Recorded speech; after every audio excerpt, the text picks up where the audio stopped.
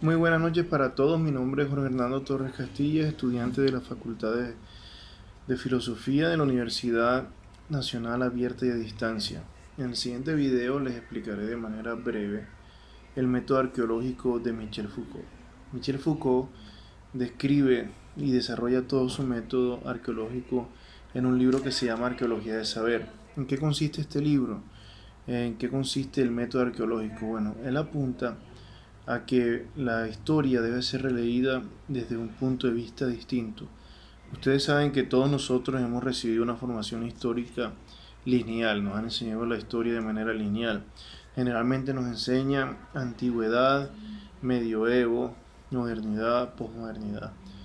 Michel Foucault apunta a la necesidad de estudiar la historia desde lo cotidiano, desde todo aquello que no aparece en los libros, lo que es irrelevante para la historia universal. Durante su proceso literario, su escritura, se dividió en tres momentos. El primer momento se llamó arqueología, el segundo se llamó genealogía, el tercero ética o gobernabilidad. Entonces, ¿cómo hacer un estudio de la historia según Michel Foucault? Él dice que hay que apuntar esencialmente a lo que se llama la discontinuidad. La discontinuidad, ¿por qué? Porque la discontinuidad ayuda a que se haga una ruptura, una liberación del dominio. Entonces la pregunta es, ¿cómo se domina a las personas en ciertos momentos de la historia? Porque Foucault también dice que para poder estudiar la historia hay que estudiarla in situ, es decir, en el momento, en el contexto. Esto lo quiero decir ¿por qué?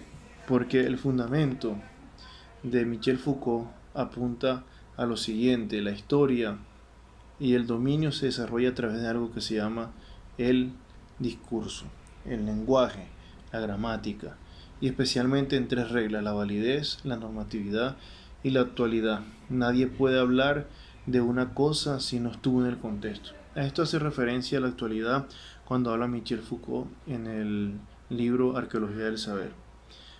Todo esto nos lleva a preguntarnos entonces por qué nos dominan, cómo nos dominan.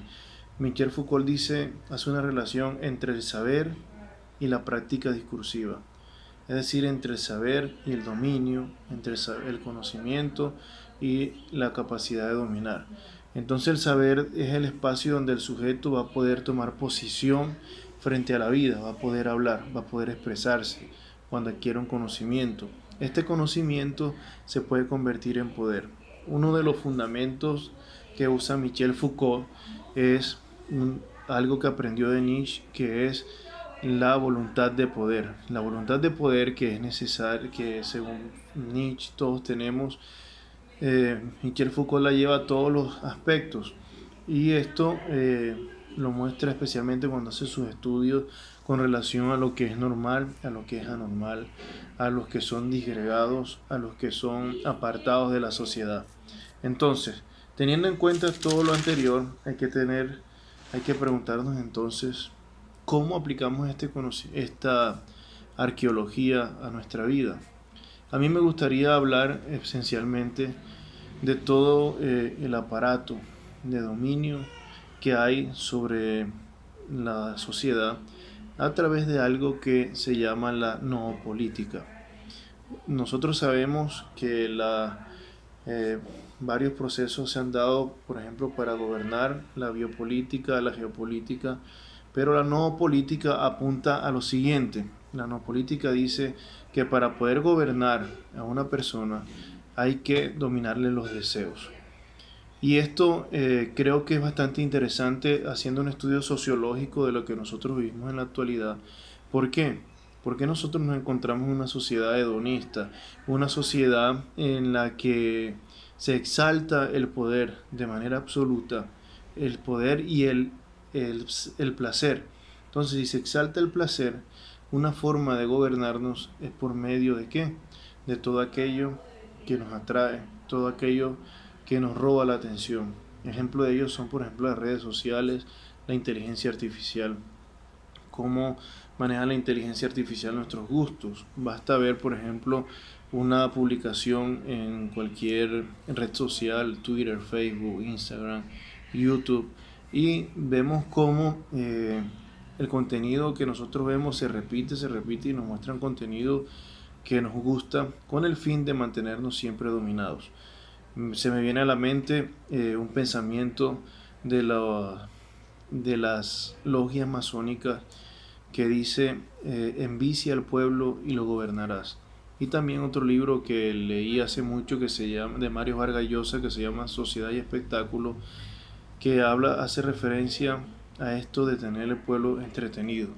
Entonces yo siento y puedo afirmarlo con relación el método arqueológico en este sentido a qué apuntaría, a no quedarnos en la superficialidad, sino a poder ir al trasfondo de lo que es, por ejemplo, la inteligencia artificial.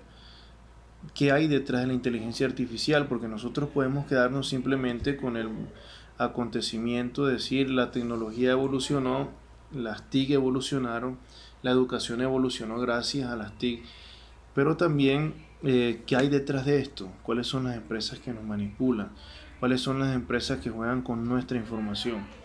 Eso es la arqueología. La arqueología no es leer la historia a grandes rasgos, por decirlo así, sino ir a las cosas verdaderas según Foucault.